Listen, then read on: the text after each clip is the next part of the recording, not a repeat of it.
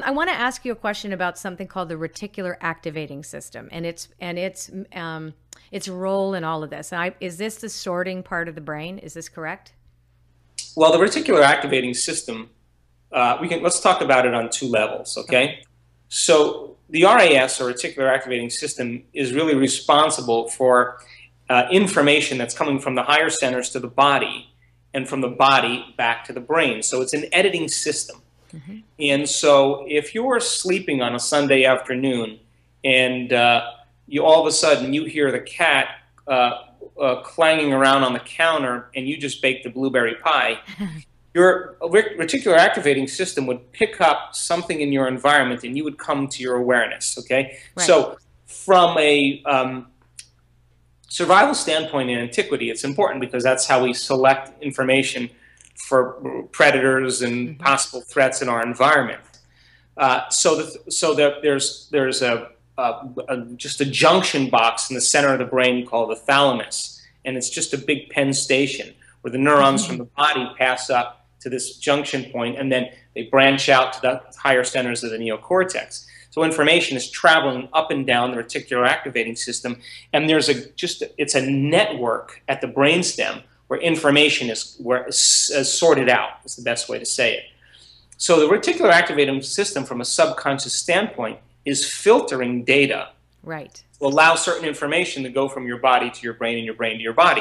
And it functions primarily in unison with the cerebellum, which really, if you look, the cerebellum is very, very tightly wrapped around the brainstem. And so cerebellum subconsciously is editing what comes in and what comes out. So if you woke up one morning and you said, I don't want to be alive today. I want to kill myself. I don't want to live in death. If your thoughts were that powerful, you'd be dead. But the reticular activating system says, you don't really mean that. Right. But if you keep saying this over and over again, and you're persistent, I'm going to start letting that information pass to your body, and you're going to start signaling some really unhealthy genes, and you're going to start a program that's going to run automatically, and you're going to get sick. So the reticular activating system then, sooner or later, by our persistence, opens up to information. That's what repetition does. Right. So now, when you start experiencing higher levels of consciousness and you start freeing the body from the chains of the past, because the body's literally living in the past, when the body starts eliminating emotions or freeing up emotions, we move from particle to wave. We move from contraction to expansion. We start elevating our energy. And that energy literally leaves certain parts of the body and it travels up the spinal cord. And when it reaches the reticular activating system, there's a little switch in there called the thalamic gate. And once that information is traveling from the body and it opens that gate, all of us, we've seen this in our studies in our advancing workshops. Once that gate is opened, the body literally is driving all that energy at the brain, and we have pictures of students in our work whose brains are literally like someone took the dimmer switch in a room and turned it all the way up. Their brains are on fire. And that's not anything else but the brain going into a heightened state of superconsciousness. And all of a sudden, that energy that's normally pressed down in the body is now being amplified in the brain. The moment it reaches the brain, it starts intercoursing with the pineal gland, and the pineal gland sprays out all these wonderful neurohormones to sedate the ego. Right. It all of a sudden activates the posterior pituitary, and you start spraying out all this oxytocin. Oxytocin makes its way into the amygdala and goes, let's shut off the circuits with fear. Let's shut off the circuits with aggression. Let's shut off the circuits with sadness and guilt. And you go from selfish to selfless, and all of a sudden you start trusting in the future. You start trusting in everybody. Your heart starts to open. I call that the natural state of being. Now, getting that reticular activating system to open up after years of conditioning, after years of unworthiness, after years of fear, after years of whatever, is an act of will. It takes a constant act of volition to be able to make that transformation. That's the alchemist taking base metals and turning it into gold. We're taking primitive emotions and turning them into elevated emotions. And it requires, on our part, a certain amount of effort to do that. So the reticular activating system, in its primitive sense, has a lot to do with the editing process from brain to body and body to brain.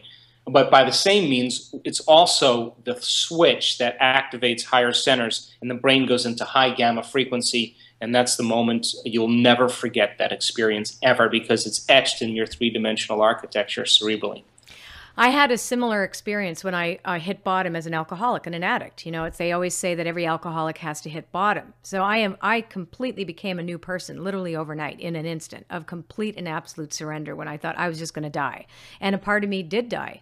And then, of course, I'm clean and sober now over 28 years. So, of course, this consistent repetition of behavior and thought process and belief systems, et cetera, completely changed shame to respect, to, lack of dignity to dignity, et cetera, just by that act of will, of course, making it a day at a time choice and decision making. But what was very interesting, so of course that was me, and that's my own personal experience, but what I found was interesting when I was doing the case studies for the Envision process, and I was teaching intensives in Sedona, I actually saw people physiologically change.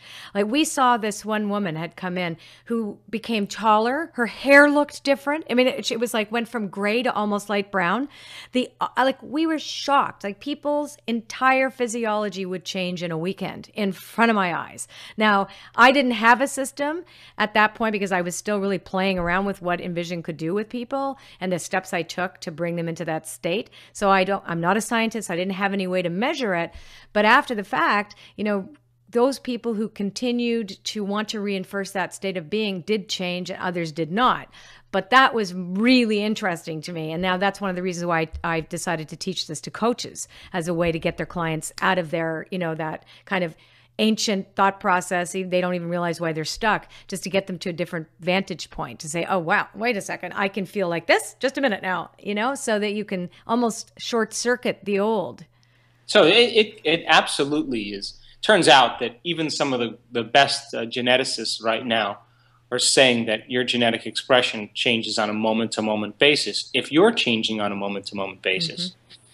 And if you're changing significantly on a nodal point of change. Do you say a nodal point? Nodal. Nodal. So like an epiphany. An epiphany would be a nodal moment of change. A striking moment. Right. You have that striking moment and you never forget that moment because it's so pivotal in your body and in your brain that you can upregulate certain genes or you can downregulate other genes. Mm-hmm. Now, remember, we said the expression of genes is the expression of proteins. The expression of proteins is the expression of health or the expression of life.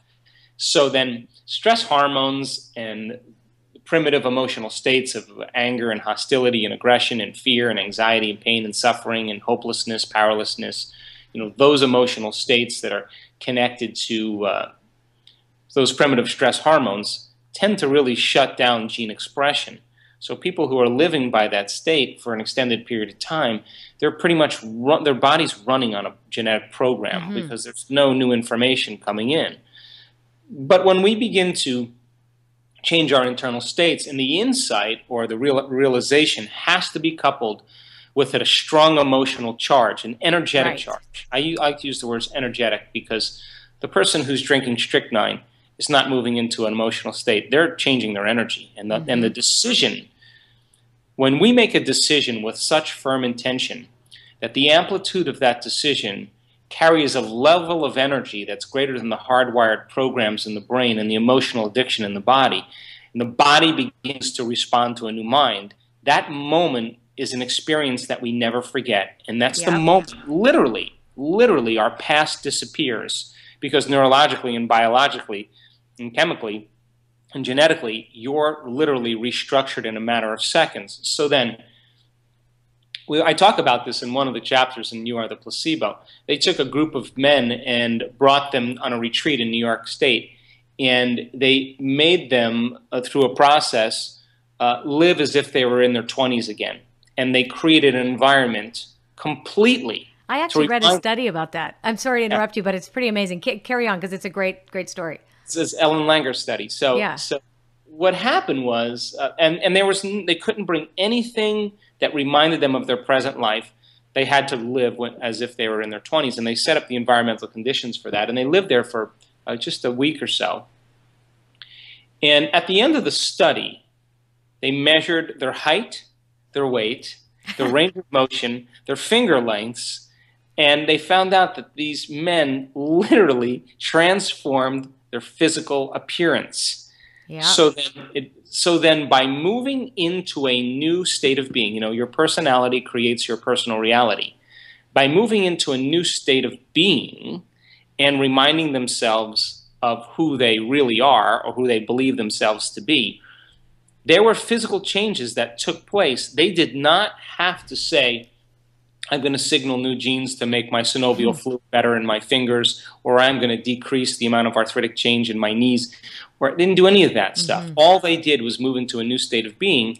And once the emotion of the experience began to activate the limbic brain, now they're starting to turn on the autonomic systems.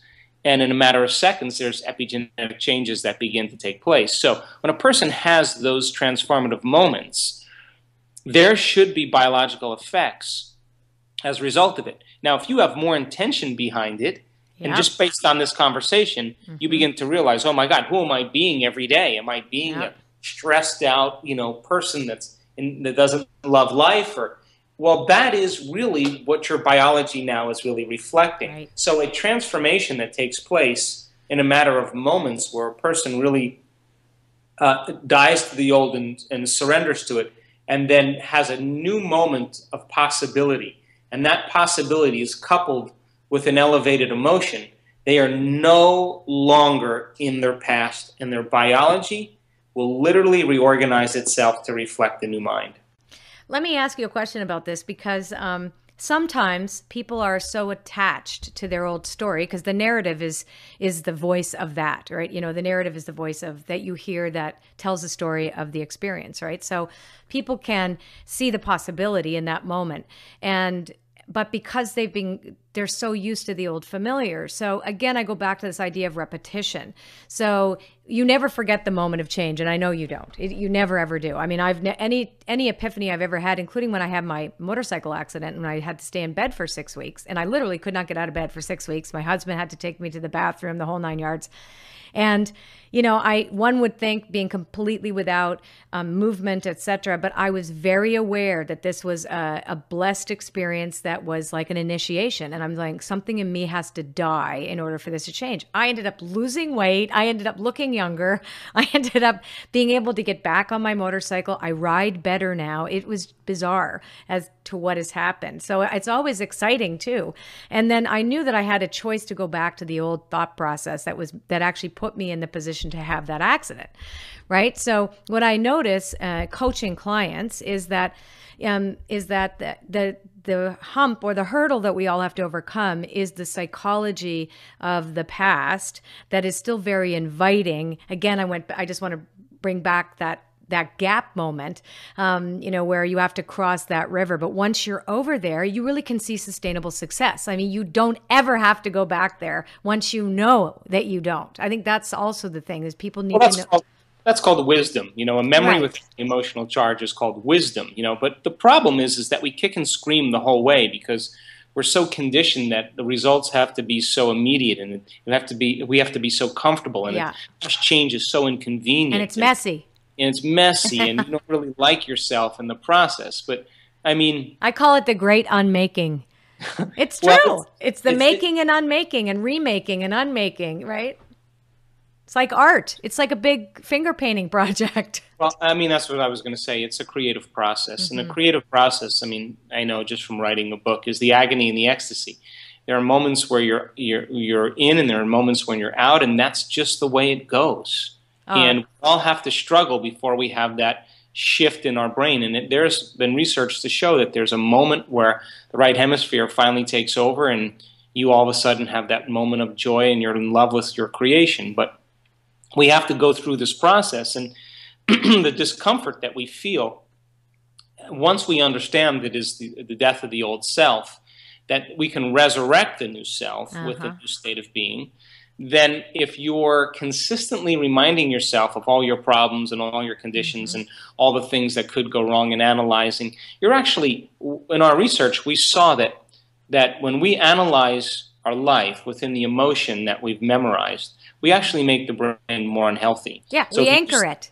yeah. So if we Yeah. use the ego to try to change the ego, or It we use works. the brain to try to change the brain, or use the program to try to change the program, we saw what happened in people's brains. That they actually got more out of balance. So that's why crisis works so well, because the brain just basically surrenders. It just gives up.